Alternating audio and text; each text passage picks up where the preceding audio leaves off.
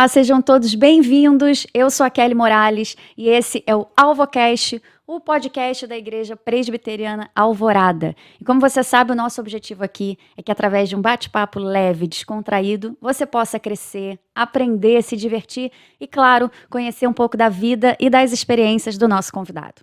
Antes de eu falar para vocês quem é que está aqui comigo hoje, um recado muito importante. Você que ainda não segue a gente nas redes sociais, vou pedir o Rodrigo para colocar aqui na tela os nossos caminhos, onde você pode conhecer a gente pelo Instagram, pelo Facebook. E você que está assistindo a gente pelo YouTube, não deixe de fazer sua inscrição, ative o sininho das notificações, para que a plataforma entenda que você gosta desse tipo de conteúdo e possa te entregar cada vez mais conversas, como essa que vai acontecer aqui agora. E eu estou muito empolgada para falar com essa convidada. Mas antes, outro recadinho bem rápido também. Queria aqui deixar o agradecimento ao nosso patrocinador Aruba. Você também que não segue ele nas redes sociais, segue lá. E que você possa aproveitar esse momento que a gente vai ter aqui agora, que eu tenho certeza que vai ser muito edificante, muito legal, porque eu estou cheia de perguntas para fazer para essa pessoa. Então, sem mais delongas, vamos ao que interessa. Olha só quem está aqui comigo hoje. Ela é médica pela Universidade Federal do Rio de Janeiro, desde 2015. Com experiência em transtornos depressivos, ansiosos, bipolares, toque, síndrome do pânico, estresse pós-traumático, dependência química, alcoolismo, TDAH, esquizofrenia, entre outros, ela acredita que o bom tratamento exige abordagem ampla e integral do paciente. Muito bem-vinda, doutora Juliana Neves. Bota aplausos. Obrigada, bom dia a todos, bom dia Kelly, bom dia Rodrigo. Obrigada, doutora Juliana, por você estar aqui com a gente, pela sua disponibilidade na agenda. Doutora Juliana é psiquiatra e eu tô cheia de perguntas para fazer. Por quê, doutora Juliana? Eu acredito que ninguém está batendo bem da mente hoje em dia, não é? As pessoas elas estão sendo dominadas por várias demandas, ansiedade, depressão, né? A sociedade, ela questiona muito a nossa postura, o nosso comportamento. As mídias também estão aí fazendo uma cobrança do corpo perfeito, mente perfeita. A gente acaba se comparando. Então, eu queria saber, para a gente começar esse bate-papo maravilhoso, qual o maior problema emocional hoje, na sua opinião, como psiquiatra? Kelly, essa pergunta já é difícil, né, de começo, porque cada pessoa é um universo diferente. Então, uma experiência no consultório traz todo tipo de paciente, né? Paciente com depressão, ansiedade, transtornos um pouco mais crônicos e até um pouco mais graves. Uhum. Então, é uma miscelânea mesmo que aparece, né?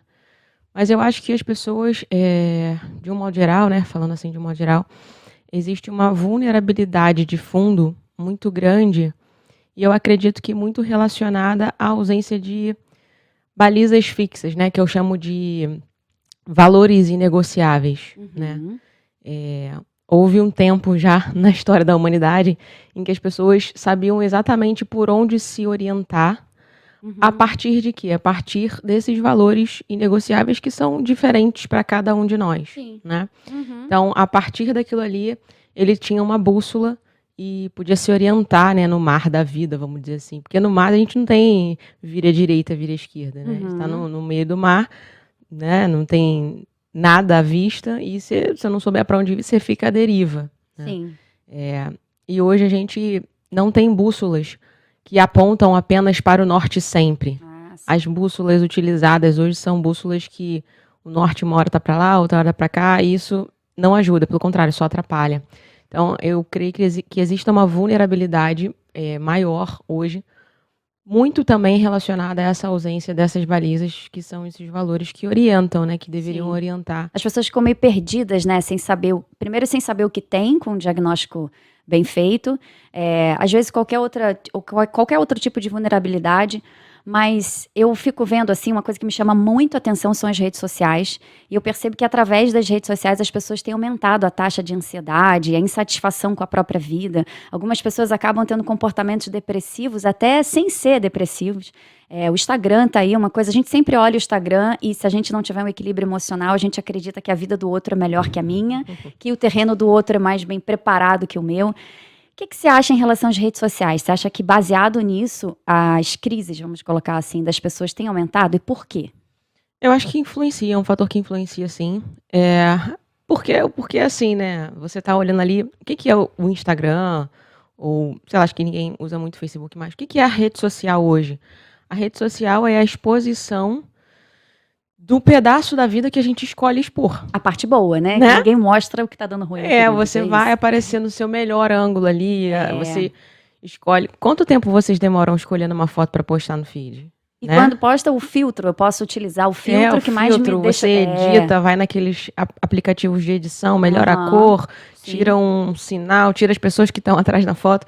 Nada ali é natural, a verdade é essa, né? Ou muito, reformulando a frase, muito pouco ali é natural. Então, ali tá, eu diria que talvez 0,5% da vida de uma pessoa. E aí o que os outros veem sobre aquela pessoa é aquilo ali. E eles acreditam que aquilo ali seja a completude da vida da pessoa. Né? Tem uma frase que diz assim, você está comparando o palco dele com o seu bastidor. E é verdade, assim. Da sua vida, você entende, você sabe 100% do que acontece com ela. E aí você pega esse 100%, né, que em absolutamente todos os casos tem problemas. Né? Ninguém tem uma vida perfeita, ninguém tem uma vida perfeita. E aí você pega esse 100% e compara com aquele 0,5% da vida do outro que ele está escolhendo expor. Sim, né? É injusto, no mínimo. E eu vejo assim, não é uma coisa limitada ou exclusiva do adolescente, da pessoa que tem maturidade emocional. Isso vai para um adulto também, uma pessoa vivida, com história, às vezes com conquistas na vida, né? Conquistou a casa, o emprego, a família e ainda assim se compara. E aí, estudando um pouco disso, a gente sabe que a taxa de suicídio, lembrando que esse bate-papo vai ter alguns gatilhos, cuidado você que sofre com algumas questões emocionais, mas a gente vai tentar ser o mais leve possível, até para não despertar nenhum tipo de demanda maior, emocionalmente falando. Mas eu tenho pesquisado e eu tenho visto que a taxa de suicídio, principalmente entre os jovens, tem crescido muito. Né? A Coreia do Sul, por exemplo, tem a questão dos idols, né? Que são as pessoas muito expostas na mídia e é um país que cobra muito essa postura perfeita do artista. Então a gente vê vários jovens assim desistindo e tirando a própria vida. Você acredita que tem algum fator assim determinante para as pessoas, principalmente os jovens, desencadearem essa desistência da vida? Olha, tudo em psiquiatria é multifatorial, né? Explicando essa palavra. Nada do que a gente diga tem apenas um culpado por aquilo ali, né? Então, fiquei deprimida porque me separei. Tá, ok. Mas já existia todo um ambiente que predispunha, que deixava você vulnerável para que aquilo ali acontecesse. Porque muita gente se separa e não deprime, por exemplo. Não é assim? Então, por que algumas pessoas têm e outras não têm? É multifatorial, né? Então, não tem uma resposta assim, o que é determinante a respeito do que faz com que essa taxa de suicídio entre os jovens aumente, né? Mas o jovem é o seguinte, a melhor coisa que o jovem pode fazer é envelhecer, né? Porque o jovem, ele não tem nada da vida, a verdade é essa, né? Eu já tô saindo dessa fase de juventude e eu me lembro que 10 anos atrás eu achava que eu sabia de tudo da vida, né? E eu era mó pangaré, não sabia de nada, né? E a cada 10 anos você olha pra trás e pensa a mesma coisa, né? Sim. Então o jovem, ele tem a força, ele tem o vigor, ele tem a beleza, coisas que o velho não carrega mais, né? Ou carrega a seu modo, mas não se compara à força, a beleza, o vigor, a agilidade da juventude. Entretanto, falta muita coisa no jovem, né, do ponto de vista da estruturação da personalidade. Né? Aquela personalidade está em processo de construção. Na verdade, a personalidade da gente só termina de ser construída quando a gente morre, né? Então, mas quanto mais cedo, mais incipiente ela está ainda. E hoje, eu nunca, sei lá, não sei, eu fico um pouco assustada, assim, de ver como a formação dos jovens de hoje é feita. Né? Sim. Por exemplo, eu tenho 31, faço 32 anos daqui a 2 semanas. Meus pais, que estão com 50 e 60 anos, mais ou menos, na época dessa geração, um filho era criado para quê? Um filho era criado para crescer, desenvolver alguma habilidade que pudesse fazê-lo trabalhar e se sustentar e auxiliar a casa enquanto ele estivesse na casa. Esse era o objetivo de toda pessoa que nascia e era criada. A minha geração não foi criada assim. Quantas vezes vocês aí que estão aí nessa faixa etária ou menos não ouviram assim, teu trabalho é estudar. É verdade. Que diabo de trabalho é isso, gente? Estudar não é trabalho, não. Estudar é meio, entendeu? Para que você adquira habilidade, alguma habilidade que você possa vender a sua hora de tempo para se sustentar. Isso é que um adulto saudável precisa fazer. Sim. Né? E hoje a gente não tem isso, né? Pessoas de 30, 40 anos que moram ainda com os pais estudando. Eu digo que são estudantes inveterados, né? O sujeito nunca para de estudar, mas nunca contribui também com nada. Sim. Então, acho que existe uma fragilização em relação àqueles fatores que são fatores de fortalecimento da pessoa. E existe também um agravamento dos elementos que são elementos que pesam em cima da estrutura psíquica. Então, sim. as duas coisas associadas fazem com que essa geração seja uma geração mais frágil mesmo, né? Agora, em relação, você mencionou aí na China, né? Coreia do Sul. Na Coreia, perdão. Na Coreia do Sul, artistas e famosos que são cobrados. Isso acontece muito aqui também. E não é raro a gente ver um famoso adoecer, assim, do ponto de vista psíquico, né? Sem uma razão aparente. Ou pessoas que explodem na fama, de repente. Porque, na verdade, assim, o ser humano não foi feito para a fama, né?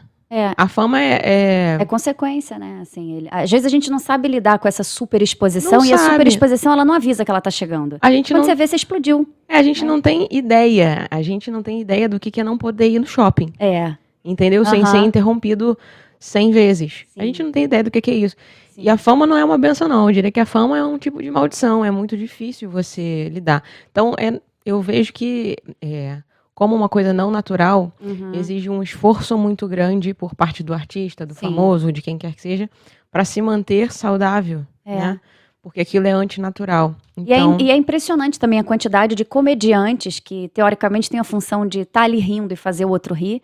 Por trás, né, nos bastidores, eles estão com um humor completamente diferente, né? Porque é um saco você ser o bobo da corte, né? Exatamente. A verdade tá feliz é essa. o tempo inteiro, isso não existe, né? Os comediantes, eu acho que eles fazem muito isso. Eu trabalhei muito tempo com comédia e às vezes, assim, fazia a pessoa rir, mas por dentro eu tô séria. Eu tô exatamente. administrando umas demandas emocionais, assim, que ninguém sabe. E eu acho que isso, assim, também, não só a cobrança dos artistas, mas tudo, né? A vida, a sociedade, o trabalho, a família, a maternidade, tudo isso acaba gerando uma ansiedade muito grande, né? Eu acredito legamente, porque não sou médica, mas que a ansiedade é você tentar antecipar um futuro que você não tem controle.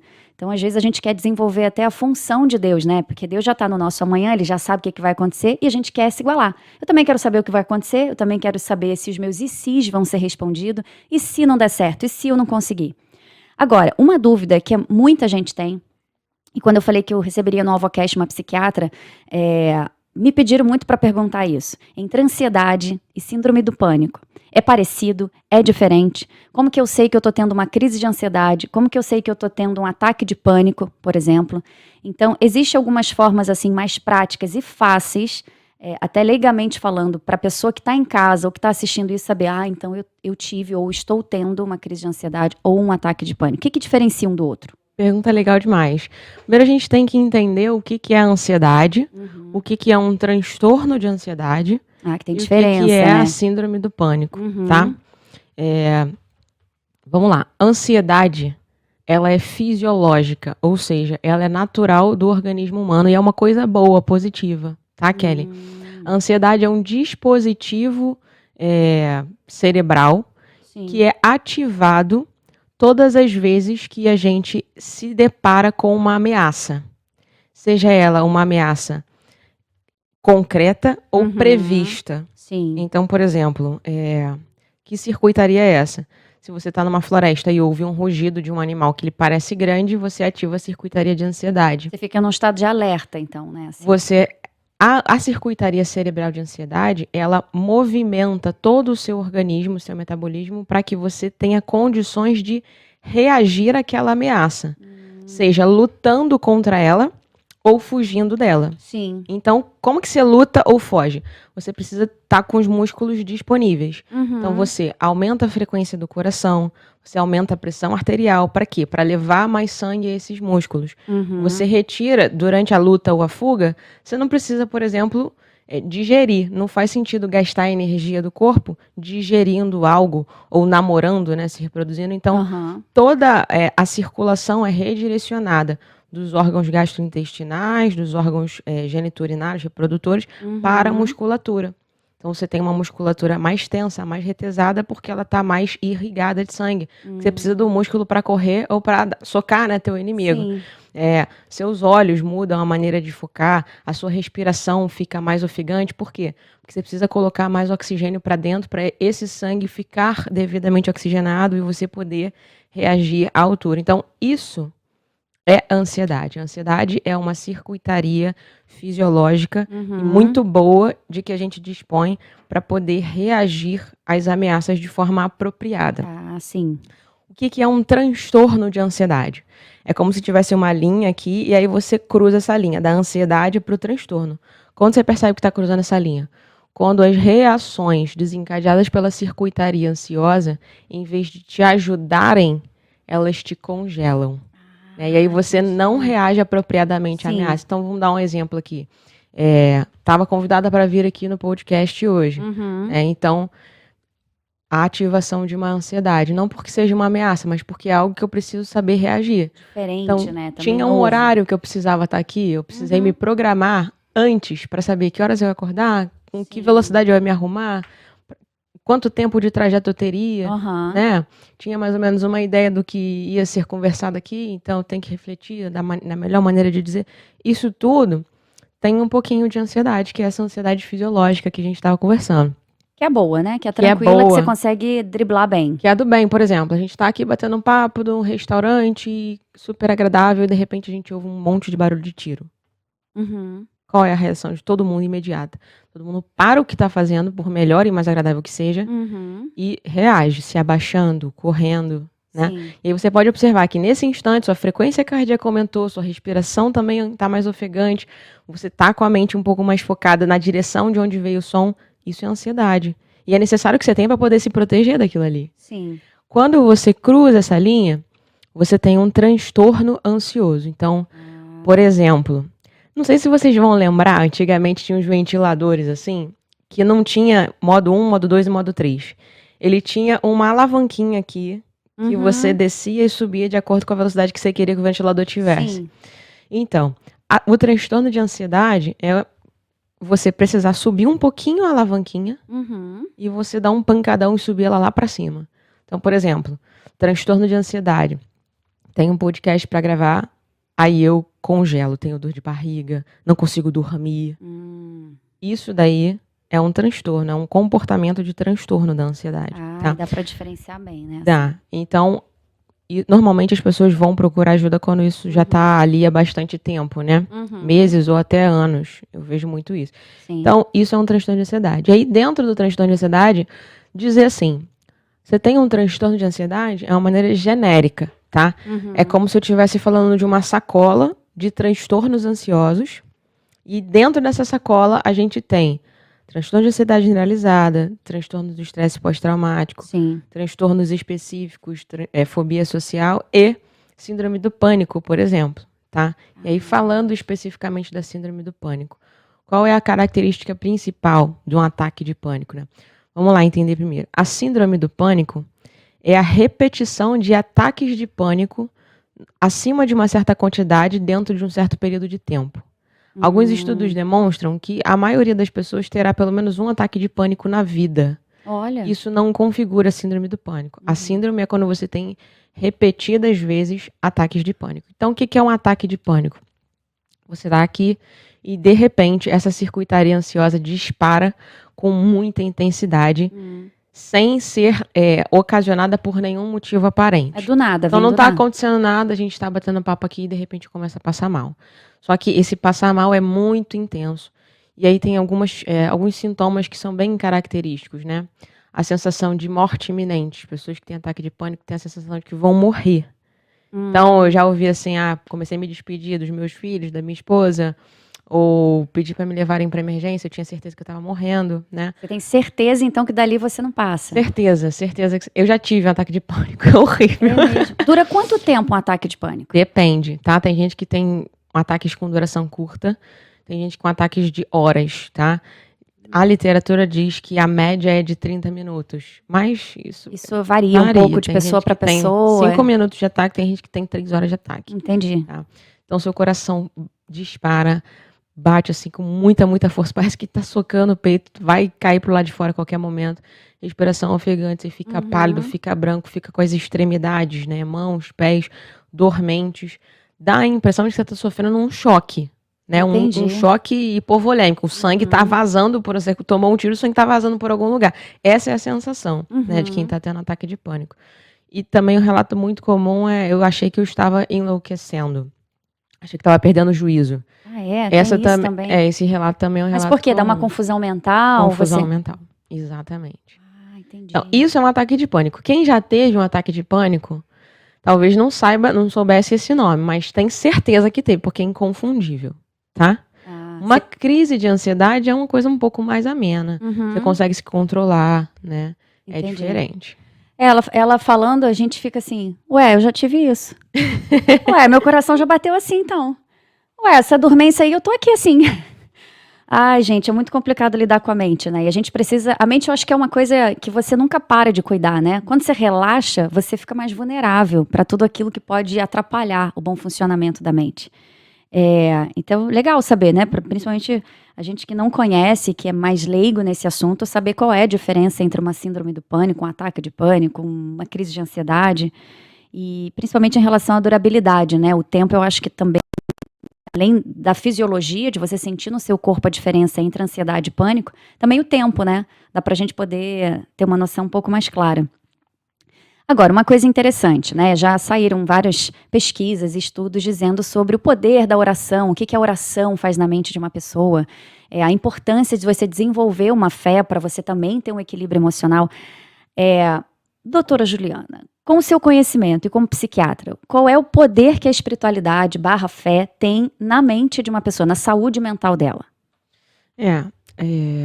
Tem impacto, tá? Uhum. Mas esse impacto pode ser positivo ou negativo. Uhum. E aí eu não tô me referindo especificamente à espiritualidade no sentido do relacionamento que a pessoa tem com o divino. Porque assim, nós estamos num podcast cristão, né? Mas não atendo pessoas só cristãs. Atendo pessoas espíritas, ateus, pessoas de umbanda, de candomblé, atendo todo mundo. E são fés, né? São religiões. São crenças diferentes. São crenças. Então, falando do nosso arraial, do arraial cristão, não me referindo ao relacionamento da pessoa com Deus, mas com a fé e a religião. Depende, tá? Às vezes o impacto é positivo, às vezes o impacto é negativo. Então, é muito frequente, e isso machuca demais, tá? Isso machuca demais a pessoa. Ela tá sofrendo de uma questão psiquiátrica mesmo, mental, que é passível de tratamento medicamentoso, psicoterápico, etc. E ela compartilha aquilo com alguém e a pessoa responde do tipo, você precisa orar mais, ou você é falta de Deus, ou isso aí que você está afastado de Deus. Quer dizer, a pessoa já está carregando o peso dos sintomas de uma doença que é aviltante, a doença mental, ela diminui muito o seu mundo, né? Você começa a evitar de fazer as coisas porque você tem sintomas pra caramba. Então, além do peso de carregar os sintomas da doença mental, a pessoa agora acabou de ganhar mais um peso, que a culpa disso é tua, né? Tu tá distante de Deus. Cara, calma aí, não é muito assim, né?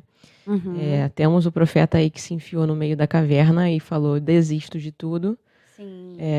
Era um quadro depressivo, né?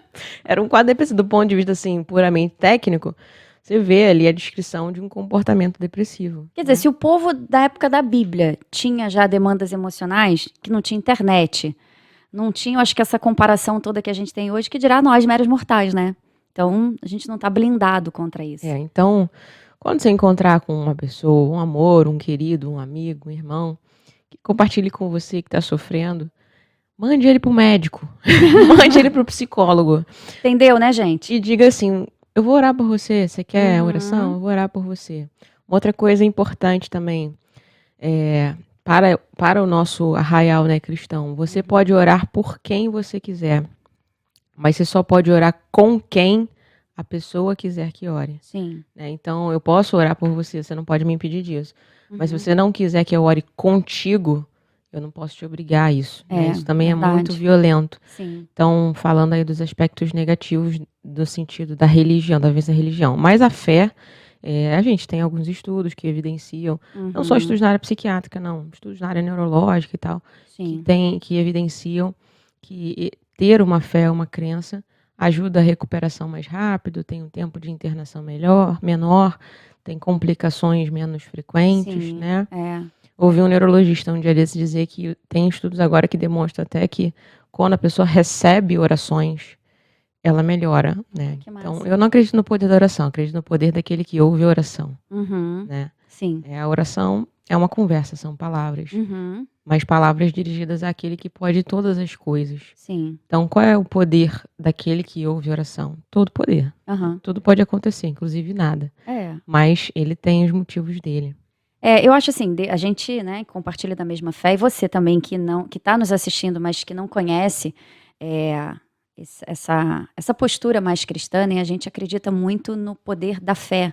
Então a gente acredita fielmente que a fé move montanhas e que o Deus que a gente deposita a nossa fé, que é a nossa verdade absoluta, que é o caminho, a gente acredita que ele pode todas as coisas, inclusive curar qualquer tipo de problema emocional e mental.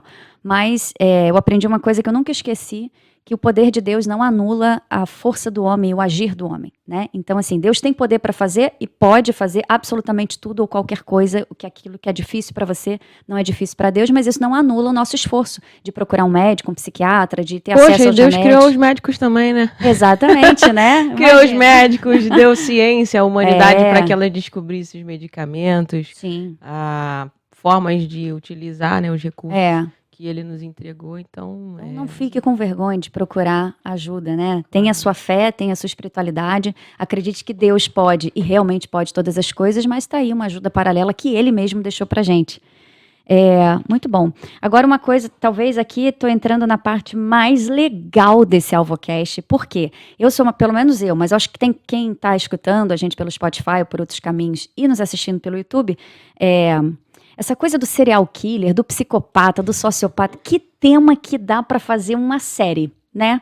Eu acho que as maiores audiências também são por isso, assim, tem séries, documentários sobre os psicopatas que ganham uma audiência muito surreal. Então, eu me identifico muito, não porque eu sou psicopata, tá? Mas porque eu gosto de estudar a mente de um psicopata. Então, assim, qual é a maior característica que a gente pode entender que um psicopata tem? Falando bem rasgado para entender, como é que eu identifico que uma pessoa é psicopata? É difícil, tá? Essa pergunta não é uma coisa fácil, não. Não é fácil, né? Não. Porque se fosse assim, a gente não tinha vítima. Né, é verdade. E também a gente, assim, aprendendo sobre isso, como é que eu identifico um psicopata? A gente anda na rua catando psicopata, né? Que a gente acha que a gente é psiquiatra também. Então, assim, tá na fila do mercado, fala assim, será que é psicopata essa pessoa? Tem alguma coisa que eu possa identificar? Então, vamos lá. O que é a psicopatia? Esse nome todo mundo usa e tudo mais, mas do ponto de vista técnico, ele já não é mais utilizado há algum tempo. Tá? Qual é o nome que a gente dá para o que a gente chamava de psicopata? A gente chama de transtorno de personalidade antissocial. Esse é o nome técnico. Mas eu vou usar aqui psicopata só para facilitar, porque esse nome é um nome longo. O que é um transtorno de personalidade? A gente tem vários transtornos de personalidade, tá? Transtorno de personalidade borderline, transtorno de personalidade histriônico, narcisista, esquizotípico, etc. O que é genericamente um transtorno de personalidade?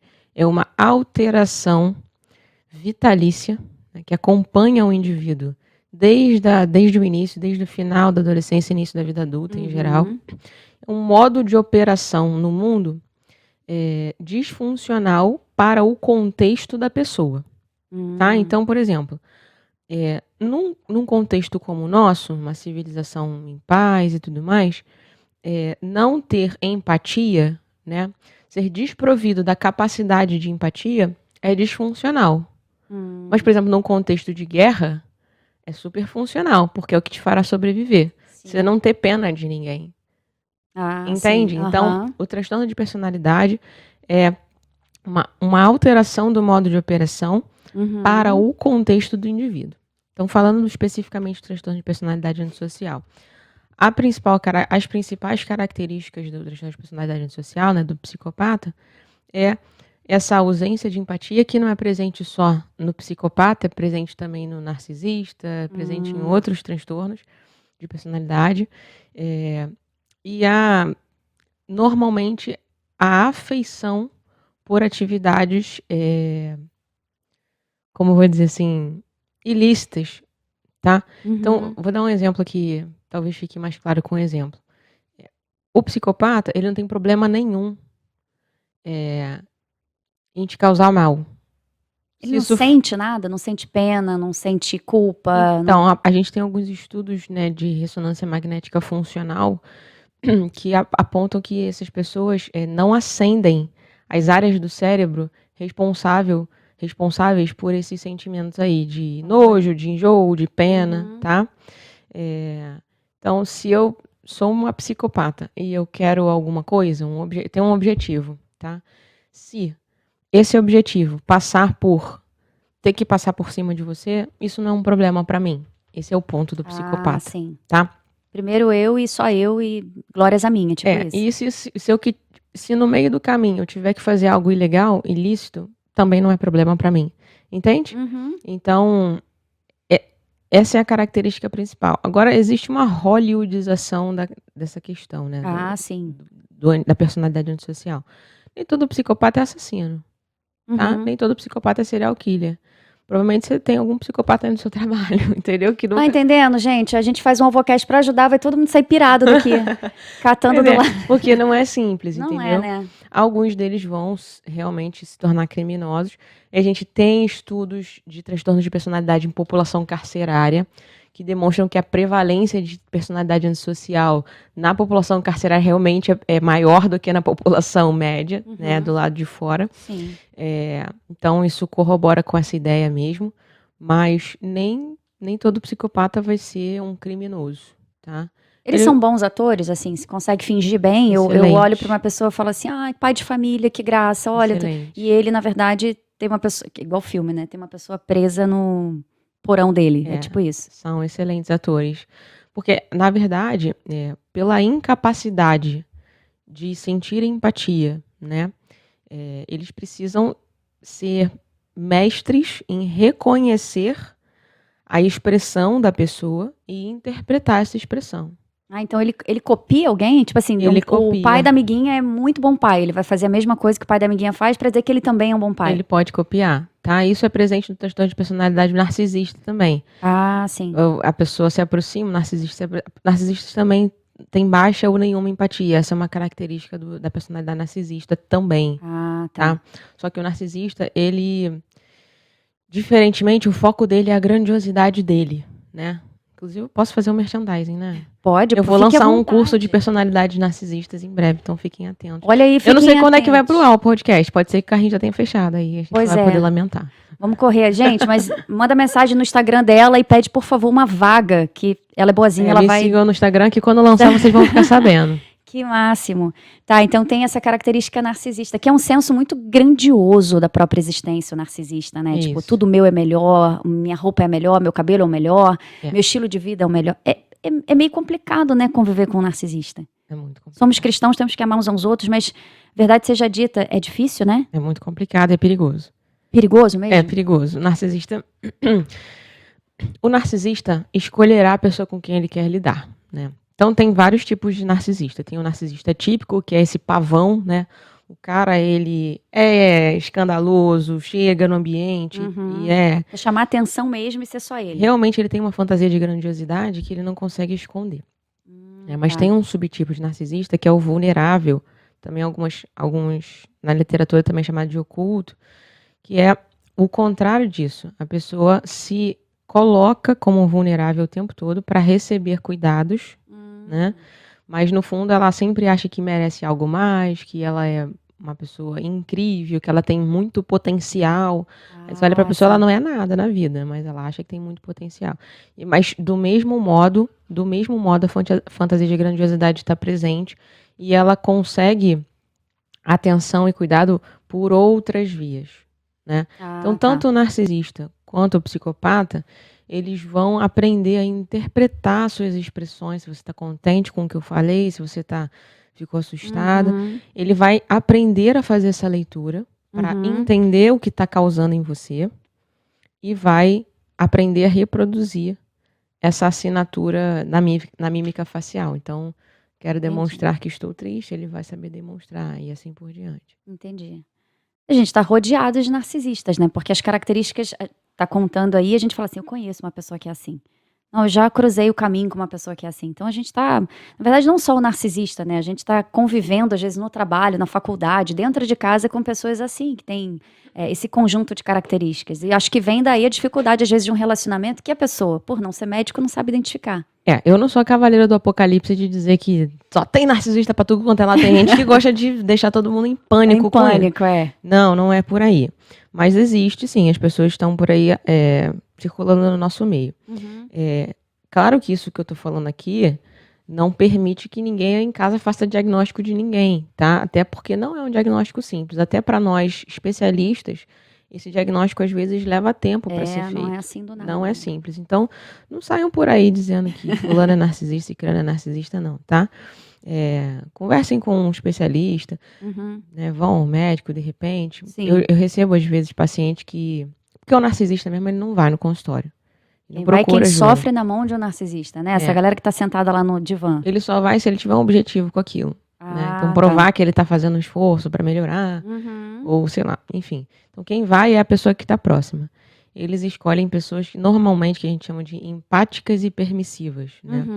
Que, por um comportamento natural delas, acaba colocando à frente as necessidades e desejos do outro, ao invés de colocar as suas próprias. E ela faz isso sempre. Então, sim. digamos assim, é a pessoa perfeita para andar com um narcisista, né? Entendi.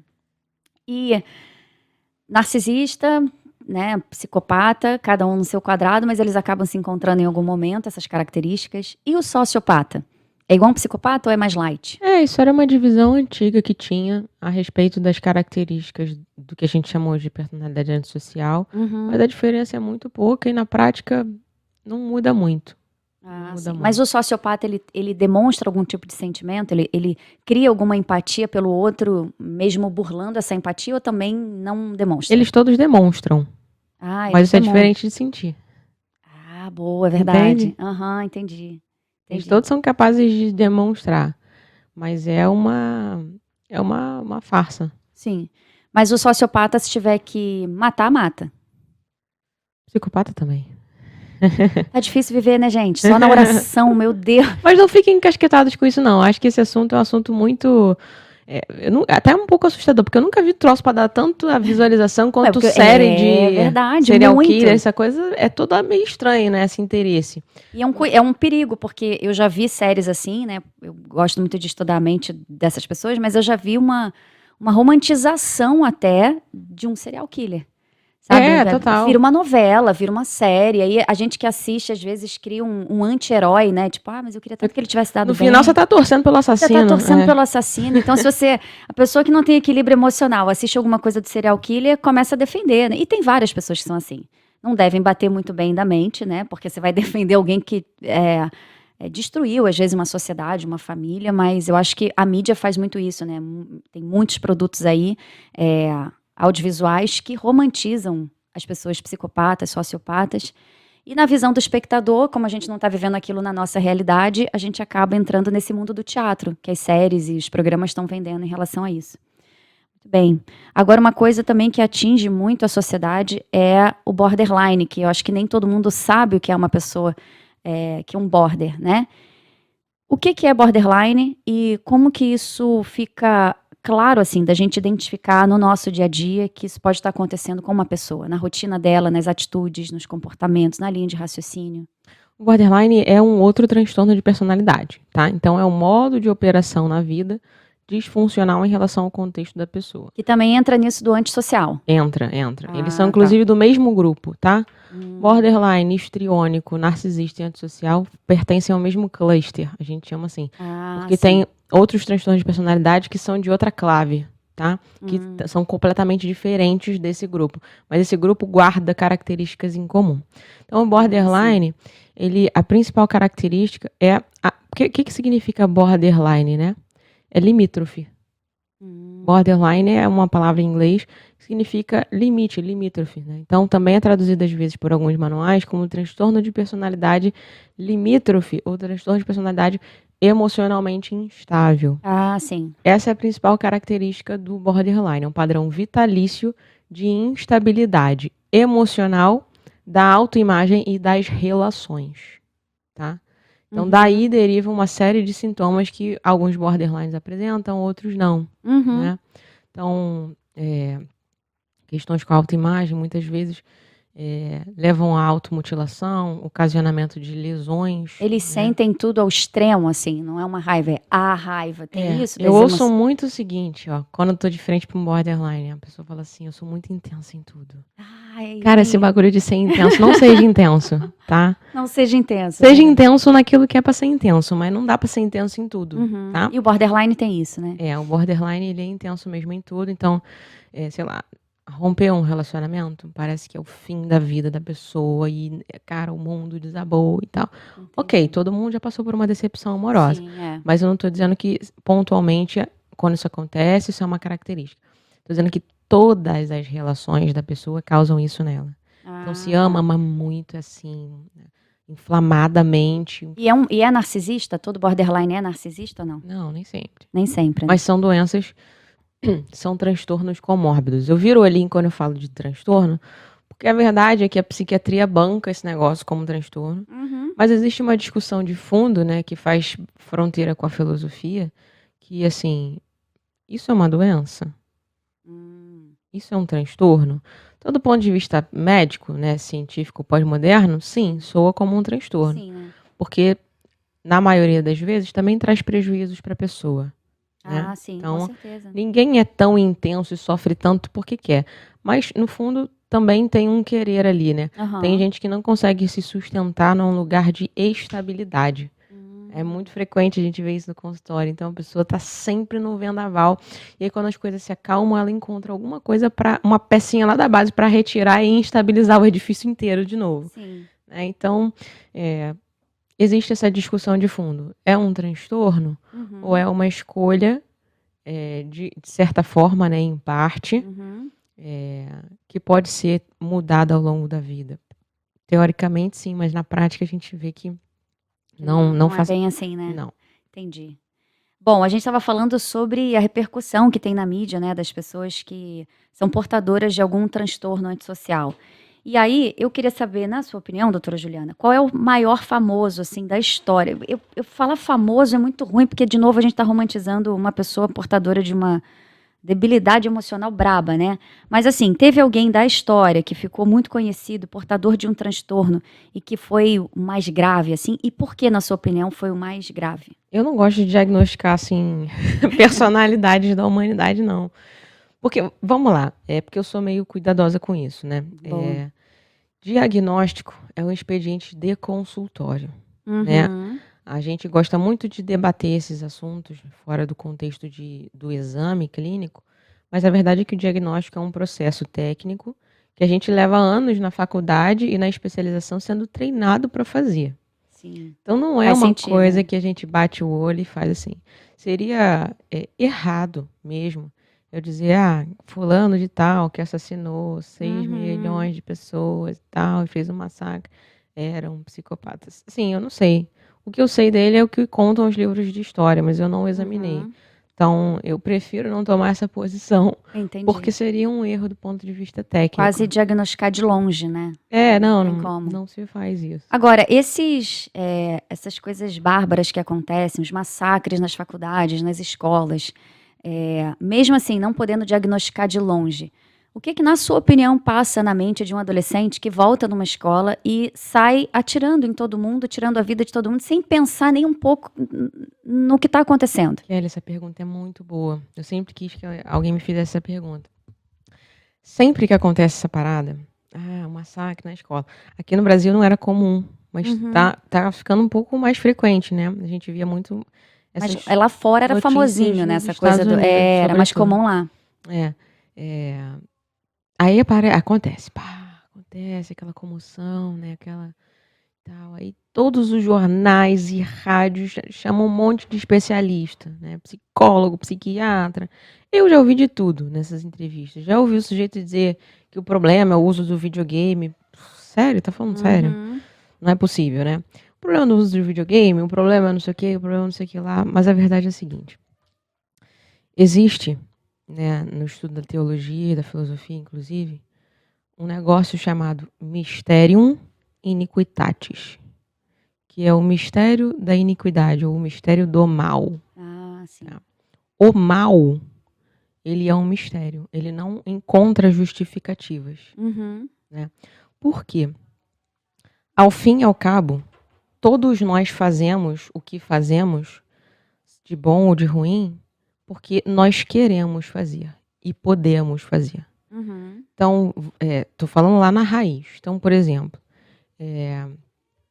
alguém me pede uma ajuda, né? Ah, poxa, você pode atender e tal, esse religioso aqui, tá tendo muito religioso, né? Padres, freiras, tenho Sim. muitos pacientes, assim, e alguns deles fazem voto de pobreza, então não tem recurso mesmo, né? Ah, E a tá. gente ajuda algumas vezes. Aham. Por que eu tô fazendo aquilo? Porque é bom, porque vai agradar a Deus, porque vai auxiliar uma pessoa, né? Um padre é alguém que auxilia muitas pessoas. Um Sim. pastor é alguém que tem muitas pessoas debaixo daquele guarda-chuva. Então, ele doente não vai servir tão bem. Ele Sim. saudável, ele vai servir uma Aham. comunidade grande. Então, eu abençoando aquela pessoa, eu tô abençoando muitas outras por tabela.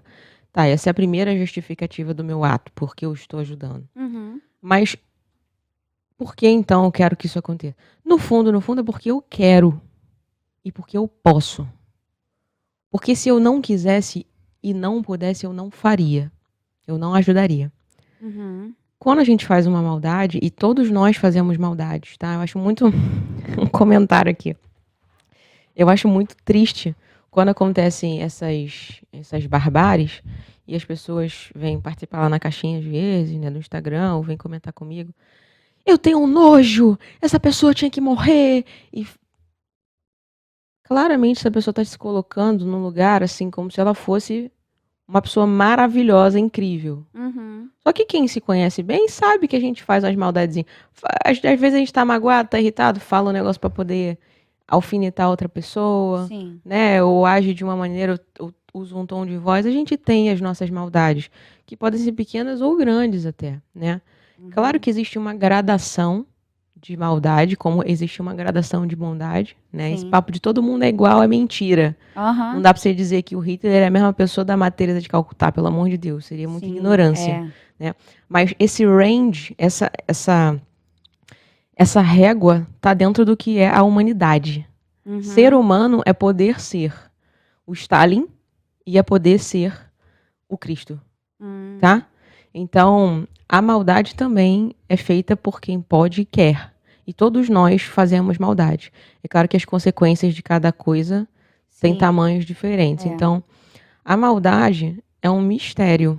É um mistério. Tem uma vasta literatura teológica e antiga a respeito disso. Até recomendo vocês leiam um livro muito fininho chamado Convivendo com a Maldade, do Anselm Grun. Era um monge do deserto, né? Dá pra botar na tela, né, a capinha? Bem legal, bem É, fininho, legal. um livro fluido. Uhum. Eu sempre consulto esse livro, assim, quando eu quero refletir mais sobre uma coisa. E ele fala um pouquinho sobre o mistério da iniquidade. Porque se a maldade fosse algo que a gente pudesse justificar, não, ele fez isso porque na infância dele ele não foi bem Sim. tratado, cresceu numa família disfuncional, com muita violência, ele se tornou uma pessoa revoltada e foi lá e assassinou. Você justifica Então totalmente, você né? justificou, O pô, não ato. é maldade. Entendi. Faz sentido. É uma é. parada justificável, então não é verdade. Tá. Né? A maldade é feita porque a pessoa decide Quis fazer. fazer, né? Entendi. Outra coisa que eu queria saber também, aí eu vou voltar um pouquinho lá na ansiedade, né? A gente sabe que a nossa sociedade é talvez uma das sociedades mais ansiosas que tem, né? É possível uma pessoa estar com uma crise de ansiedade e fingir que está bem e ninguém perceber que ela está numa crise, ou a crise É possível. alguma coisa está errada? É possível. É possível? Eu ouço isso direto. A pessoa tem crise no trabalho, não pode expor aquilo ali, porque às vezes não é um ambiente muito acolhedor. E me camufla bem. Camufla bem. Nem Olha. todo mundo consegue, porque também É. depende da intensidade da crise, Uhum. né? Mas é possível. Olha, então. Mas não camufle crise de ansiedade. Tá tendo crise de ansiedade? Vá no médico, marca uma Sim. consulta. É porque eu acho que pode até, assim, intensificar o quadro, né? Uma vez que ele não tem um diagnóstico precoce, que você não cuida, não acompanha, não tem um aconselhamento, seja da parte espiritual ou da parte mais fisiológica com o médico ali, eu acho que pode piorar o quadro, né? A doença mental, ela funciona assim. Sabe aquelas ruas do subúrbio? Que tem amendoeiras enormes, gigantes, que quebram, a raiz da amendoeira quebra todo o calçamento da rua, Sim. você vê que aquela amendoeira tá ali provavelmente há muitas décadas, há uma centena de anos. Se a prefeitura for ali e cortar a amendoeira no meio do tronco, ela daqui a 6 meses está crescendo de novo. Porque ela já está ali há tanto tempo, colocando tantas raízes para dentro, que ela tem o suficiente para se reerguer. Se essa retirada, se esse corte for uma coisa superficial. Sim. Então, você tem que ir lá, cortar ela e cavar para tirar a raiz. Cavar até tirar a raiz. Aí você mata aquela amendoeira. A doença mental é assim também. Às vezes, eu tenho paciente que tem 60 anos de sintoma. Olha. 60 anos de sintoma. Tem sintoma desde a infância. É evidente que um trabalho com uma pessoa dessa vai ser diferente e mais longo e mais árduo do que o trabalho com uma pessoa que está sentindo há 6 meses lá os sintomas dela. Entendi. Por quê? Porque essa árvore, né, dessa doença mental já colocou raízes durante décadas ali dentro. Então não basta eu ir lá e cortar. Eu tenho que fazer um trabalho um pouco mais longo para poder conseguir extrair o máximo da doença possível e torcer para que ela fique bem. Entendi. Faz muito sentido isso. Agora, um tema que interessa muito aqui no AlvoCast é a parte ministerial dos pastores, né? Acompanhando a mídia, as notícias, o que tem repercutido aí fora, a gente tem visto que muitos pastores têm desistido da vida, tendo algum ato assim de tirar a própria vida ou de se automutilar, e grande parte é o peso da vida ministerial na vida dessas pessoas, desses pastores. Minha pergunta é: o que você acha, como médica, que pode estar ocasionando isso na vida ministerial de alguém? Alguém que se dedica para a palavra de Deus, para a pregação do evangelho, missionários, mas assim, focando mais na vida dos pastores. O que acontece nesse ambiente ministerial que faz com que a pressão aumente e esses pastores decidam desistir da vida, sabendo, biblicamente, que isso não é uma coisa bem vista aos olhos de Deus?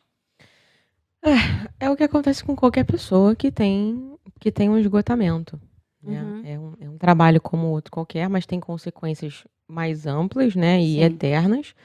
Eu digo assim, tem profissional, dependendo da sua profissão, você vai responder por algumas coisas diante de Deus. Sim. Porque a responsabilidade que um pastor carrega, né, de lecionar e de pastorear e de acolher uma comunidade, é diferente da responsabilidade de um advogado, por exemplo. Sim. Mas tanto o advogado quanto o pastor, quanto o médico, tem coisas que só cabem a eles fazerem as escolhas certas, e eu acredito que eles terão que responder sobre isso diante de Deus, né? Eu acredito também que tem um perfeccionismo muito grande em você estar sempre acertando diante de Deus, porque você precisa dar o exemplo, as pessoas têm você como referência. Você conhece a Bíblia mais do que o outro. Você acha que tem isso do perfeccionismo cristão? Tem uma vaidade tremenda. Esse perfeccionismo aí deriva de vaidade e da imaturidade da comunidade, eu acho. Porque olha só, a gente tá falando de criança. Quem precisa de exemplo é criança, pô. Adulto não precisa de exemplo. Adulto é formado, ele já sabe o que é certo e o que é errado. Já tem um bom ele não senso, tem que ficar se espelhando em imagem de pastor, coisa nenhuma. Porque o pastor é um sujeito homem como qualquer outro. E falho também, né? Falho, vai ser colocado diante das mesmas tentações que você sofre no dia a dia e eventualmente poderá cair, caramba. Poderá cair. Tá maluco? O pastor é uma pessoa comum. Então, assim, existem dois lados, mas imaturidade da comunidade, que projeta no pastor uma figura quase divina, né? É besteira. Você não tem que se espelhar no seu pastor, você tem que se espelhar na palavra de Deus e viver a melhor vida que você puder viver diante de Deus. E cada um tem as suas limitações e Deus conhece todas. Ele é muito mais misericordioso do que a gente, né? E por outro lado, o pastor tem que parar de achar que tem que performar, entendeu? Ele é pastor, é a profissão dele, e ele tem uma função ali específica. Agora, ele não tem que querer levar uma vida perfeita, porque é como um artista, por exemplo, que quer expor, que é maravilhoso, que a vida é bela, que a família é estruturada. Você cansa sua mente, né, em ser a um esgotamento. referência perfeita em todas as atitudes. Então, o que acontece? Eu digo que a estrutura psíquica ela é como uma mesa, tipo essa daqui que a gente tá. Então, por exemplo, esses itens que estão em cima da mesa são ok, a mesa aguenta esses itens. Mas se eu colocar um piano aqui em cima, ela quebra. Porque a estrutura psíquica nenhuma aguenta carga infinita, entende? Então, o pastor, seja lá quem for o missionário, ele tem uma estrutura psíquica dele. Ele não pode, como nenhum outro, né? Nenhum de nós pode sobrecarregar essa estrutura, porque essa estrutura vai quebrar. E aí você vai ter sintoma, vai ter que parar, vai ter que se tratar. Então, o que é o ideal? É o ideal para todo mundo. encontrar recursos para fortalecer essa estrutura, deixar ela uma estrutura mais robusta possível e também não acumular coisas aqui em cima, né? Sim. Delegar funções, entender que Aham. existem limitações, Sim. né? É. Pastores são seres humanos. Sim. Então, isso tem que estar claro, tanto para a comunidade que é pastoreada, quanto para o próprio pastor. Tem ambientes de igreja que são muito insalubres. Uhum. Né? Eu tenho assim, ó, de gente, ó, filhos de pastor. Você que é pastor e está me ouvindo, pare de azucrinar a vida do seu filho, ele não é perfeito, e nem você. Né? Exatamente. Ah, mas vamos falar. As pessoas gostam de falar, meu amor. Uhum. As pessoas gostam de falar de tudo. Se você é solteiro e não casa, não. Quando é que vai casar? Se você casa, quando é que vai ter É filho? a tal cobrança, Não né? vai Que eu ter falo. filho? É, a cobrança que a gente precisa se enquadrar nos moldes, nos padrões daquilo que é o ideal. Quem diz que o ideal é a Bíblia, tá? Se tá na Bíblia, a gente vai dizer que é ideal. Fugiu da Bíblia, então a gente consegue se adaptar. Cada pessoa tem o seu tempo, cada pessoa tem a sua maneira, cada pessoa tem o seu pecado, cada pessoa tem o seu erro. Então acho que quando a gente... Você usou uma palavra muito, muito interessante, que é a vaidade no mundo cristão, né? Faz com que a gente queira se enquadrar num padrão que não existe. Então, às vezes, a gente quer ser igual a Jesus Cristo, perfeito, não pode errar em nada, não pode pisar na bola, né? Então, isso é bem forte. Agora, vou entrar num tema que é um tema bem complicado, e eu acho que, assim, o pessoal que assiste ou já passou, ou então conhece a história de alguém que já passou, que é o abuso sexual, principalmente na infância, né? Onde a criança ela não tem uma voz muito ativa e nenhuma personalidade formada a ponto de conseguir se defender ou expor o tal abuso. Minha pergunta é, uma pessoa que sofre abuso sexual na infância, que tipo de transtorno ela pode desenvolver ao longo da vida dela se ela não tratar? E nessa mesma pergunta, a pessoa que sofre abuso sexual na infância, ela consegue crescer bem, saudável, estável emocionalmente, sem tratamento? Respondendo a primeira pergunta, pode desenvolver qualquer tipo de transtorno, tá? Ao longo da vida, não só da vida adulta, mas qualquer tipo de transtorno. Tem alguns estudos que demonstram que, por exemplo, um fator de risco para transtorno depressivo é o abuso sexual na infância, né? Então, o abuso sexual na infância é uma violência de um tipo específico. Sim. E que conta como fator de risco para adoecimento psíquico e qualquer adoecimento psíquico ao longo da vida, tá? Por quê? Olha só, não sei se vou convidar vocês a fazerem uma digressão aqui. Não sei se vocês lembram quando vocês eram crianças. Não sei se vocês já tiveram a oportunidade, sim, de ter a memória de um lugar que vocês frequentavam na infância, uma escola, uma igreja, e aí você voltar àquele lugar depois de adulto. Qual é a impressão que você tem? Que na tua lembrança tudo era muito maior. Sim. O muro era mais alto, o pátio era mais amplo. Outra proporção, a né? quadra era muito maior, você corria aquilo tudo. Aí você volta lá depois de adulto, você vê que o muro não era alto, o pátio não era amplo, e a quadra não era lá essas coisas.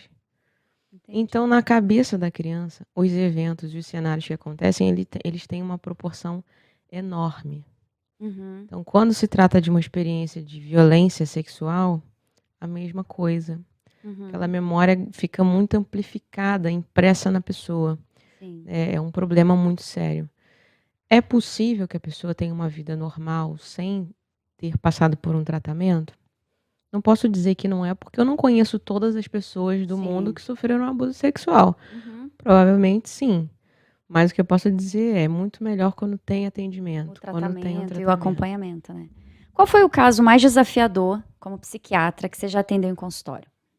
No consultório? Legal, essa pergunta todo mundo quer saber qual é a pessoa mais difícil. Eu não sei se eu tenho um caso mais desafiador, porque eu gosto muito do que eu faço e eu me divirto muito porque fazendo. Eu acho que o fazendo. psiquiatra já está acostumado, né? Ele vê de tudo. Eu acho que não é novidade. A gente, quando escuta, fala, meu Deus do céu, de pirar a nossa cabeça.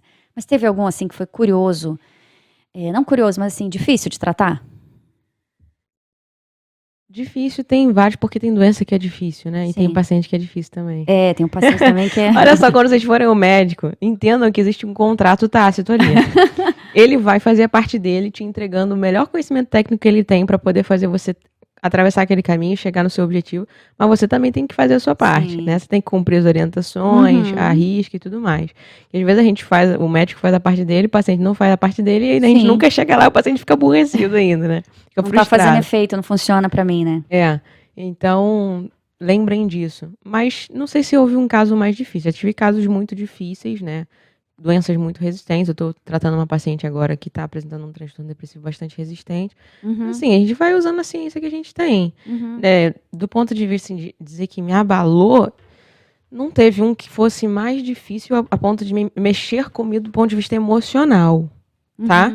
Uma vez, ontem até estive com essa paciente muito querida, trato ela há muitos anos já, que me abalou emocionalmente foi essa paciente, na verdade, ela sofreu uma perda, o filho dela foi assassinado. Nossa. Eu conhecia o filho dela já tinha ido ao consultório, Uhum. e ela era uma pessoa que estava toda semana no meu consultório, e ela já não ia bem quando esse evento aconteceu. Então aquilo ali foi, eu recebi a notícia assim, tava tomando café da manhã, o telefone tocou, atendi, ela nunca me ligava, era o número dela, nunca me ligava, atendi. Era um homem, um amigo dela falando, olha, tô aqui com a fulana, você precisa me ajudar, porque ela acabou de receber a notícia dela que o filho dela foi assassinado. Nossa. Né? Então, aquilo ali também me pegou de surpresa e eu levei uns dias assim. Que é difícil, né, como médico, fazer um distanciamento às vezes, dependendo da proporção do caso, né? Não é, para mim não é tão difícil. Eu tenho uma capacidade estranha que é o seguinte: você tá comigo lá contando do seu drama e eu sinto aquilo ali, eu tento sentir aquela dor. É Sim. evidente que não como você sente, porque é impossível. Uhum. Mas eu sou capaz de sentir aquela dor, aquela tristeza, aquele dilema sim. e tal. Mas eu acabo dali, eu vou para casa. Porque também se eu não fizer isso, eu não consigo ajudar ninguém. Também, exatamente. Entendeu? Eu tenho que estar inteira Uhum. para ser aquela pessoa a quem os outros recorrem. Sim, né? sim. Eu acho que todo mundo precisa se desenvolver de certa forma assim. É. Seja você a pessoa com quem os outros vão procurar consolo. Não seja você o primeiro a amolecer, não, Se entendeu? desesperar, né? Porque senão também você sempre tá nesse lugar, você vira um pouco de carga para os outros, né? Claro que todo mundo amolece em algum momento, tem coisa que derruba a gente. Mas não seja a pessoa que sempre amolece. Procure ser forte. Né? A Bíblia fala, seja forte. Não sei quantas centenas de vezes, coragem, né? Verdade. Então seja forte. Isso é uma ordem bíblica. Sim. Né? Isso é uma ordem de Deus. Seja forte fisicamente. Né? Hoje em dia a galera negligencia muito. Besteira. Ainda mais na igreja. Besteira, vaidade. Não é vaidade, não. Não é vaidade, não. Você, sobretudo homens, né? Você tem que ser forte. A comunidade conta com você, sua família conta com você. Sim. Você teria capacidade de proteger os seus. Verdade. Né? Você tá ali pronto. A prontidão, né? É uma coisa importante. Você tá pronto para um problema no meio de um culto. Sim, você tem força, você tem agilidade, você conseguiria ajudar as pessoas. Então seja forte, fisicamente, emocionalmente, espiritualmente. Né? Um tema que a gente não falou aqui ainda, mas que é muito relevante também, é a depressão, né? Eu já ouvi pessoas falarem que depressão é besteira, já ouvi pessoas falarem que crente não pode ter depressão, que um cristão que conhece a Bíblia, como? Pastores com depressão? Como assim você não conhece a verdade? Conhecereis a verdade vos libertará. Cadê esse versículo que não está se aplicando na sua vida? Então eu queria saber, uma pessoa que está sofrendo com depressão, como que ela faz para demonstrar para as pessoas ao redor que aquilo não é uma bobeira, que não é uma tristezinha, não é uma TPM, por exemplo? E você acredita que uma pessoa com depressão, ela tem forças para pedir ajuda? Ou todo depressivo precisa que alguém chegue e dê esse suporte porque ele não tem essa força? Primeiro, eu adoro quando a pessoa que fala isso aí, que depressão é falta de Deus, depressão é falta de... Quando ela fica deprimida e vai lá pro consultório, eu adoro. Ah, sim, quer ver na pele o que é. Isso é bom? Não, eu tô confessando um pecado aqui. Mas eu acho o máximo, tá? Por quê? Porque depressão dá em gente, não dá em mesa. Não dá em caneca. Depressão dá em gente. Qualquer um de nós pode ter um problema, uma depressão ou qualquer outra doença psíquica, tá? Então, eu fico felizona quando a pessoa fala, eu sempre achei que era frescura e agora eu tô aqui, eu não acredito. Eu falo, Deus é bom, né? Ela vai ter oportunidade de entender e com aquela experiência que ela tem, ela vai agir diferente e vai poder ser canal de bênção na vida de outras pessoas que porventura venham. Ela vai ter a oportunidade de apagar todo aquele dano que ela causou para as pessoas que passaram antes, né? Então, esse é um ponto. Até esqueci o resto da pergunta que você fez. Foram duas perguntas ao mesmo tempo. Esse tema é tão bom, né? Não, deixa eu ver. Eu perguntei se uma pessoa que tem depressão, ela consegue demonstrar para as pessoas ao redor que ela não está depressiva e se ela consegue pedir ajuda. Ou ela nunca tem essa força. Muitas vezes sim. Sim, né? Tá? Muita gente chega no consultório e vai com as próprias pernas, digamos assim. Vai porque percebeu que não tá legal, comentou com outra pessoa, falou, olha, eu conheci alguém que teve isso e era depressão. Então, muitas vezes sim. Nem todas as vezes, né? Então é bom a gente estar atento, né? A atenção é uma coisa que falta. Eu nunca vi um tempo para tanta desatenção como o nosso, né? Sim. As pessoas estão sempre no celular, estão sempre desatentas umas às outras. Então, atenção àquelas pessoas que você ama. Atenção aos seus amores. Observe quando as coisas não estiverem como o habitual, né? Pode estar acontecendo alguma coisa ali, a pessoa mesmo que está sofrendo, ela não consegue identificar ou não sabe o que dizer para, né? Eu tive depressão já, a primeira vez que eu tive depressão, eu não sabia que eu estava deprimida, eu não era psiquiatra ainda. Ah, tá. Eu só fui descobrir depois que eu tinha saído da depressão, que eu falei, aquilo ali que era depressão. Eu acho que muita gente faz isso, né? Confunde a depressão com qualquer outra coisa. Parece uma tristeza. Parece. Só que é um negócio muito duro, né? A depressão, quem tá deprimido tem a sensação de vazio doloroso. E perde o sentido da vida. A vida não tem mais Perde cor, colorido, né? perde colorido. Verdade. Perde colorido. É bem ruim. Existe Então, grau de depressão? Existe. Pouquinho, médio, alto? Sim. O extremo, como que eu identifico a pessoa que chegou ao extremo da depressão? Isso é verificado de acordo com o grau de incapacidade que a doença causa Tá. e de sofrimento. Uhum. Então, por exemplo, tem gente deprimida que vai trabalhar todos os dias, mas tá E tem doente. depressão, mas tá indo. Tem depressão. Tá. Mesmo que não esteja tratando. Aí vai lá, se tranca no banheiro, chora no carro, no caminho. Tá deprimido, não tá saudável. Sim. Precisa de tratamento, mas tá lá. Agora tem gente que não levanta, não toma banho. Não toma banho. Então é o grau de incapacidade Entendeu? e o sofrimento que... Tem gente que fica catatônico, né? Tem um quadro extremo da depressão. Não dá só em depressão, mas dá em depressão também. Tá. Que é a catatonia. A pessoa fica como se fosse um boneco de cera, duro, né? Sofrido, né? Isso aí a gente vê em internação, a gente não vê muito no dia a dia. Entendi. Então aí tem medidas um pouco mais extremas de tratamento que a gente tem que adotar para essas pessoas. Mas sim, existem graus de depressão. Tá. Bom, agora finge que a câmera não tá ligada, né? Eu cheguei aqui no estúdio do Alvocast, eu arrumei isso aqui milimetricamente, organizado, talvez por um degradê de cores. Mentira, eu não fiz isso, mas é só para exemplificar o que eu quero perguntar. Mas eu arrumei bonitinho, direitinho e tal, botei tudo aqui. Não tem toque não, né? Porque eu fiz por tamanho, porque eu fiz por cor. Não. Não. O que é o toque? Como que eu sei que uma pessoa tem? Tá todo mundo falando um monte de nome de doença mental hoje em dia, à torta e direito, né? Eu ouço muito isso. Eu tenho toque, eu sou bipolar, fulano é bipolar e tal. Calma, gente, não é assim. Eu achei que o Espírito Santo estava aqui, uma iluminação do nada. Eu falei, pronto, agora o avivamento vem. O que aconteceu aí, Rod? Então tá. O TOC, que é uma sigla, né, de transtorno obsessivo compulsivo. Sim. Ele é uma doença da clave das doenças ansiosas. Hoje em dia ele é uma clave separada, mas é uma doença ansiosa. Que envolve a presença de obsessão e ou de compulsão. Vamos lá explicar. O que é obsessão, grosso modo, né? Falando assim, com palavras mais simples. Obsessão são pensamentos reentrantes que você não consegue se livrar deles, né? Então, sei lá, aconteceu um problema na sua vida e você fica o tempo todo revivendo aquela cena, mesmo quando você não quer que ela esteja na sua cabeça.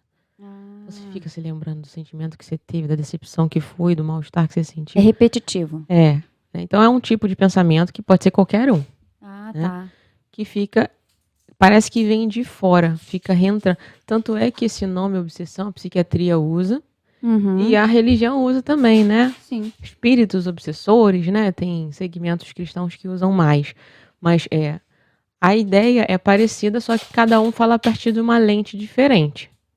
Né? Então, a psiquiatria enxerga isso de forma técnica. É um defeito, não. Mas é um desajustezinho ali do pensamento que ele fica reentrando e você não consegue controlar para que ele não fique o tempo todo perturbando.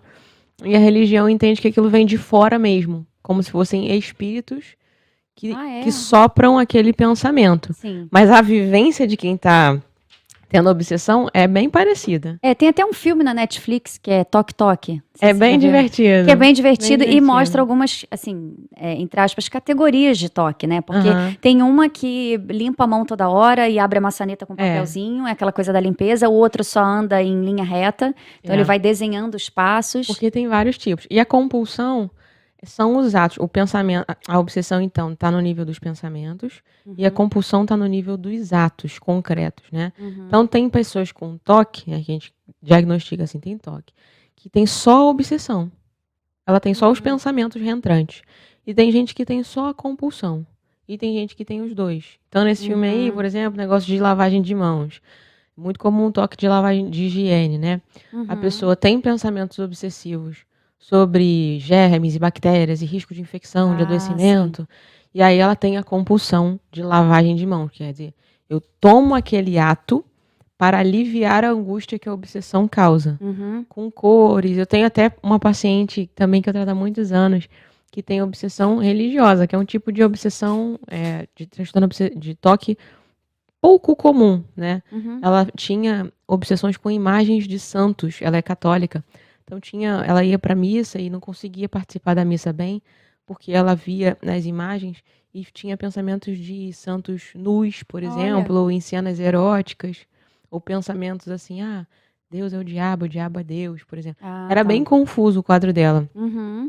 Tá bem agora, graças a Deus, está estável, Tá medicada, tratada, em terapia também. Aham. Mas é isso, toque é isso, tá?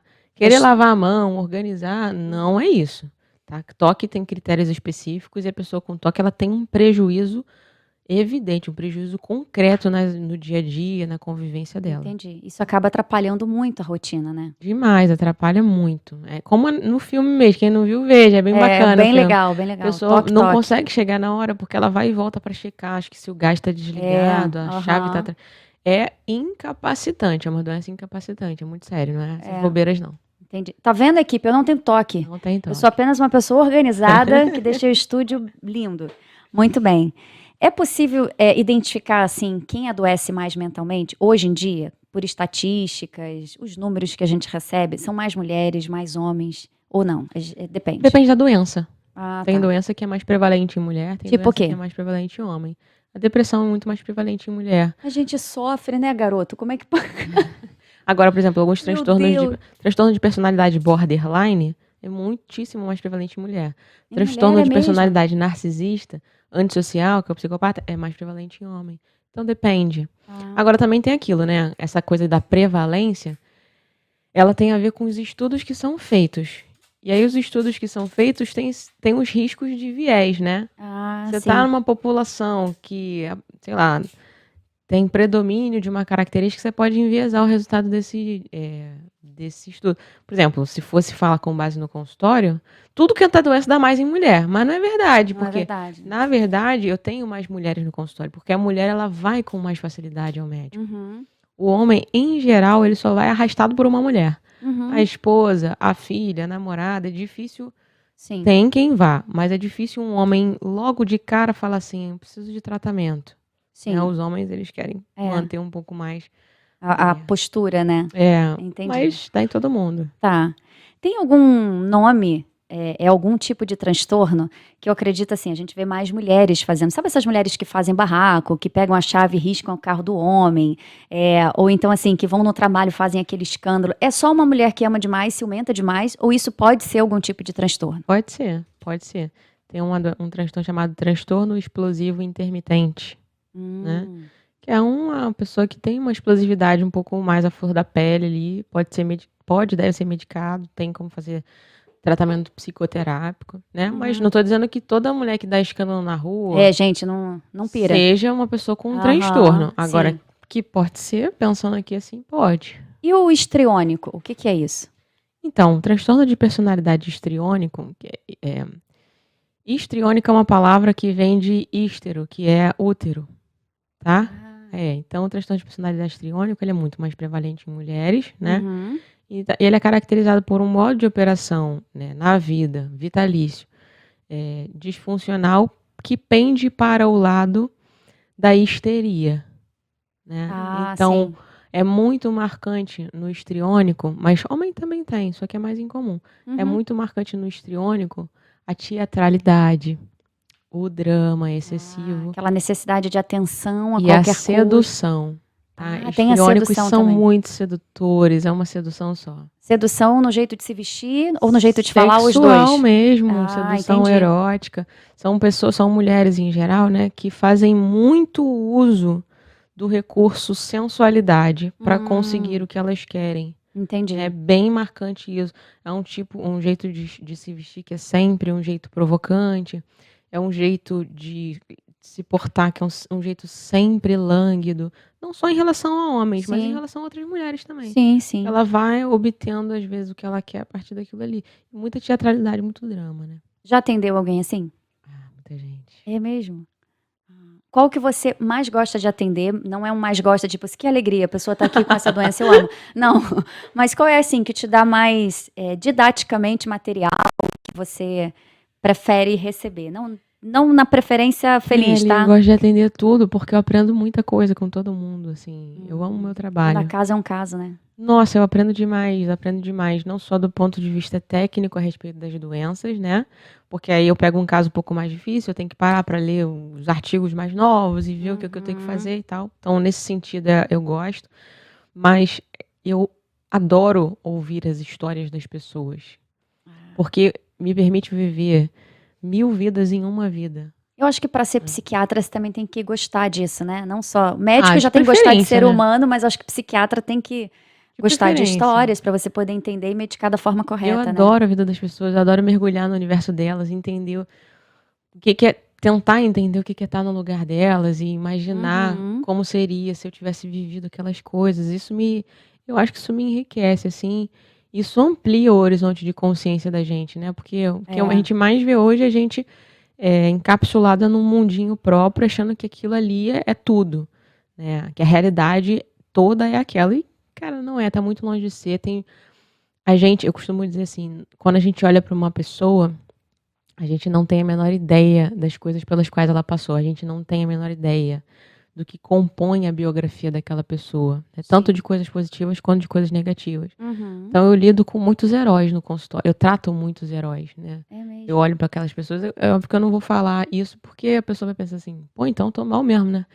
Mas eu Aham. fico olhando assim, cara, essa pessoa é um sobrevivente, é um É. herói. A vida foi dura com ela, né? Foi Tinha tudo para não estar violenta. mais aqui, tá, né? Nossa, por vários motivos e sob vários aspectos. E ela tá ali, entendeu? Lutando. Então eu tenho a alegria de tratar muito, muito herói. Legal, muito bom isso. Existe alguma doença mental que é herança genética? Se a minha avó teve, minha mãe vai ter, eu também vou ter, ou não? Todas elas têm um componente herdável, É tá? mesmo? É porque muitas vezes a gente olha para a doença mental de um jeito diferente do que a gente olha para a doença clínica comum. Então, todo mundo sabe, assim, até o mais leigo dos leigos, que se você tem uma família, por exemplo, a minha mãe é diabética, a minha avó, mãe da minha mãe é diabética, meu tio, irmão da minha mãe é diabético. Então, parece que, pelo lado, né, materno, Sim. existe uma vulnerabilidade genética maior ao Ah, adoecimento tá. por diabetes, Uhum. né? Então, quer dizer que eu serei diabética? Não, Não não é um martelo necessariamente, né? batido, mas quer dizer que eu tenho uma vulnerabilidade maior. Então, o que eu tenho que fazer? Não posso ser gorda, não posso ser sedentária, não posso comer Uhum. mal. Então, desde sempre eu cuido do meu corpo, da minha atividade, da minha alimentação, para não sobrecarregar meu pâncreas e ele não falir um dia como ele já está mais propenso a falir, do Sim. ponto de vista genético. A Uhum. doença mental é a mesma coisa, né? Ah, Então, a tá. gente vai, conversa. Um dos itens da anamnese do exame clínico é a história familiar, né? Então, quando Uhum. você vai a primeira vez no psiquiatra, você pode reparar, ele vai perguntar da tua família. Alguém da sua família já precisou de ir no psiquiatra, no psicólogo? Aí a pessoa caça, eu tenho um irmão que é alcoólatra, um tio que é usuário de cocaína, Uhum. minha mãe, ela sempre vivia para baixo, enfiada no quarto. Então, mesmo que a pessoa não saiba o diagnóstico, mas ela consegue identificar Ah, as sim. características, a gente tem uma noção se ela está mais vulnerável ao adoecimento ou não, né? Entendi. Então, as doenças mentais, todas elas, desde as mais, né, do grupo das doenças neuróticas, depressão, ansiedade, até as psicóticas, né? Todas elas têm um componente de hereditariedade presente. O que Sim. não significa que você será doente. Significa que você está mais vulnerável ao adoecimento. Uhum. Aquela mesinha que eu dei o exemplo aqui no começo, não é uma mesinha tão forte. É uma mesinha mais frágil. Uhum. Então, é uma mesinha que inspira cuidado. A gente tem que cuidar para não sobrecarregar ela. Ah, sim. Tem que cuidar para estar sempre retirando o peso de cima dela quando for possível. E cuidar para que ela seja um pouco mais forte do que ela nasceu, Sim. né? Isso, o Entendi. trabalho da terapia faz muito isso. Boa. Vou fazer a árvore genealógica da nossa família, né? Se alguém tiver algum problema mental, eu vou ficar bolada que essa pessoa não tá cuidando. Vou sair perguntando pra todo mundo: você tem problema? Tem? Doutora Juliana Neves. Então, tá. Bom, estamos caminhando para o fim desse bate-papo tão delicioso e tão enriquecedor. Mas antes da gente terminar, eu queria fazer uma pergunta agora pessoal, né? Como que a sua fé em Deus tem ajudado como psiquiatra nos dias de hoje? Eu não trabalho para as pessoas, eu trabalho para Deus. Legal. Eu não trabalho para elas, eu trabalho para Deus. Essa é a minha vocação. Essa é Uhum. uma das minhas vocações, né? Deus, sem medo nenhum de parecer arrogante, porque a falsa modéstia também é um tipo de arrogância, né? Uhum. Eu acredito que Deus me deu algumas habilidades específicas, né? Como aquela parábola dos talentos, e eu estou tentando fazer o meu melhor para que quando o dono da fazenda volte, eu possa Sim. entregar esses talentos multiplicados, né? Então eu sei que ele me deu algumas habilidades. Eu estou tentando, né? Passo a vida tentando reconhecê-las e Sim. aprimorá-las para o serviço a Deus, né? Então é porque, gente, é assim, toda pessoa que senta na minha frente, dependendo da religião dela, não tem isso. Ela é uma alma eterna. Ela entrou na existência, tudo que entra na existência é eterno, né? Então, por exemplo, se eu pegar essa jujuba aqui e jogar ela no chão, esse ato, a queda da jujuba, deixará de ter existido em algum momento daqui a 1 milhão de anos? Não. O planeta pode não existir mais. Mas o ato que veio à existência, chamado queda da jujuba, ele nunca Sempre mais vai existe, existir, ele né? está inscrito na Sim. existência. Então, tudo que vem à existência é eterno. Né? Nós somos eternos. Não como Deus, que é sempre eterno, né? Ou seja, sempre eterno, alfa e ômega. Mas nós somos eternos do ponto de vista ômega, digamos assim, né? Então, toda pessoa que senta na minha frente é uma alma eterna. E eu olho para ela com amor e um temor muito grande, porque a minha responsabilidade é de levá-la ao céu. Sim. Não falando do evangelho, porque o espaço do consultório, né, não é permitido isso. Mas mostrando para ela que existe amor, que existe uma vida boa, que existe alguém que rege isso tudo aqui e que se importa com ele, que quer vê-lo melhor e quer dar uma vida plena para ele, né? Então, eu trabalho para Deus o tempo todo. Meu consultório, claro, eu preciso de dinheiro, pagar boleto, fazer viagem, né? A gente gosta. Mas eu tenho que trabalhar com alguma coisa. Mas é aquilo, né? Tudo que fizer, faça para a glória de Deus. E a gente, o dom que Deus deu pra gente, a gente usa para Ele, né? E aí, como consequência, as pessoas vão pescar isso. Muito bom. Bom, agora nós vamos entrar num quadro aqui do AlvoCast. Você que já nos assiste sabe que o 7x7 é um quadro onde eu faço 7 perguntas para o nosso convidado e ele tem 7 segundos para responder cada pergunta. Então, doutora Juliana Neves, vamos começar o seu 7x7, o momento mais agradável e mais esperado. Agradável para eles, né? Porque a gente fica tenso assim, meu Deus, 7 na segundos hora. para responder. Não vamos ver. Não posso pensar. 7, nosso número da perfeição, então vamos nós. Defina Deus em uma palavra. Amor. Psiquiatria em uma palavra. Profissão, vocação. Qual é a sua palavra favorita? Amor. Sua maior qualidade? Acho que é constância, consistência. Boa. Qual o seu maior defeito? Talvez a impaciência. Um medo que você tem? Eu tenho medo de ir pro inferno. Ó. O inferno é real, gente. É real. Eu acho que todo mundo devia ter esse medo. Por favor, hein, gente. E para finalizar, qual o seu versículo da Bíblia favorito que mais te toca e te comove? É um versículo do Salmo 18. Tu derramas luz nas minhas trevas. Essa foi a minha oração, minha única oração durante muito tempo. Eu não conseguia dizer mais nada, só dizia: Senhor, tu derramas luz nas minhas trevas. Que bonito. Passou pelo teste do 7x7. Doutora Juliana Neves, muito rápida. Muito bom. Doutora Juliana, muito obrigada pela tua presença aqui nos estúdios do AlvoCast. Obrigada pelo convite. Imagina, as portas estão sempre abertas, sempre que você quiser voltar.